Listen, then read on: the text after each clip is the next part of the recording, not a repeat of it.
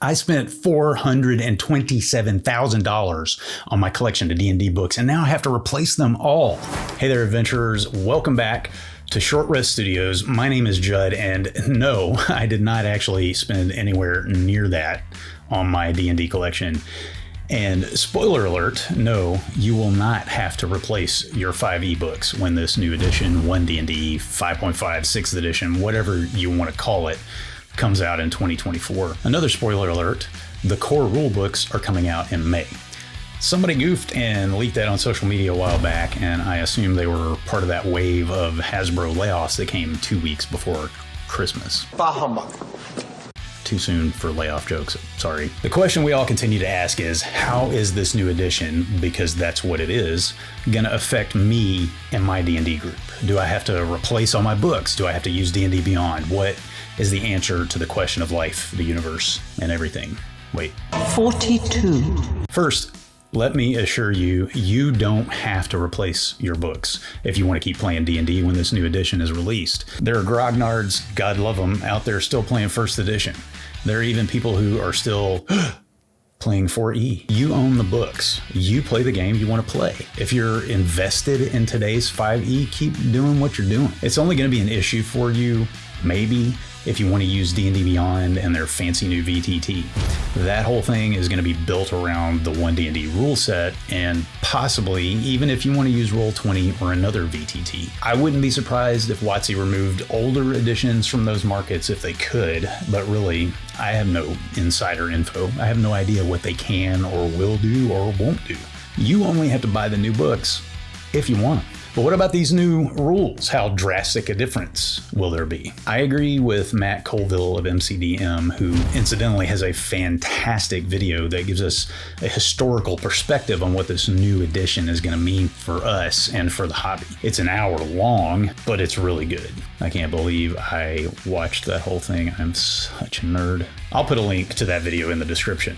Here's Judd's paraphrase version. AD&D was basically a reorganization of first edition. Then we had 3.5 and 4E Essentials, which were updates to 3 and 4 respectively, but didn't make major changes to the way the game worked. You could still use your 3E or 4E supplements and modules without much issue. I expect that this 2024 edition is going to be like that. Based on what WotC has been telling us, which may not be the strongest of foundations, and on what we've seen in playtesting, I really do think this is going to be another 0.5 edition. It'll be backward compatible, so you can use your existing books and still be playing the same game as folks who are playing 5.5. You may hear about new rules and want to add them to your game. Well, guess what?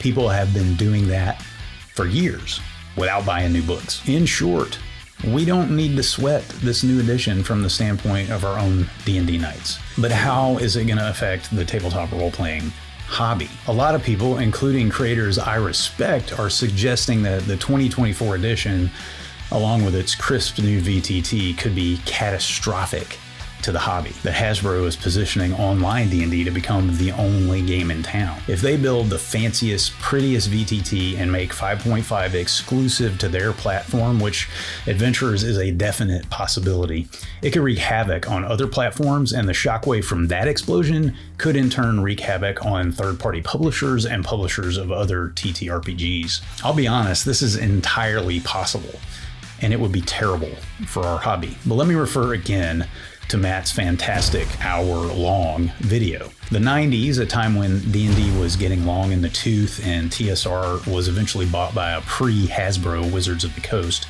gave birth to a whole slew of new TTRPGs. Today, the OGL has given us a burgeoning third-party industry, and the OGL scandal of 2023 has driven people away from D&D in droves to those other publishers looking for a new way to participate in the hobby they love. Even so, D&D remains a strong brand and the largest TTRPG by far. But I think, given the strength of other brands like Cobalt Press and Critical Role and games like Shadow Dark, Dungeon Crawl Classics, and a million others that are out there now, given the anger that has driven so many to make something better, to continue to create, I think we're going to see an explosion in this renaissance of tabletop role-playing games. I think new players will continue coming to D&D because that's what happens with new editions. New creators will build new worlds for us to adventure in. New gaming communities will spring up online and in homes and in LGSs. This hobby is not going anywhere. Are you excited for the 2024 edition? Worried about it? Do you agree with me? Do you think I'm completely off my rocker? Let me know in the comments. Seriously, healthy conversation is good for the gaming community, and I'd love to know what you think.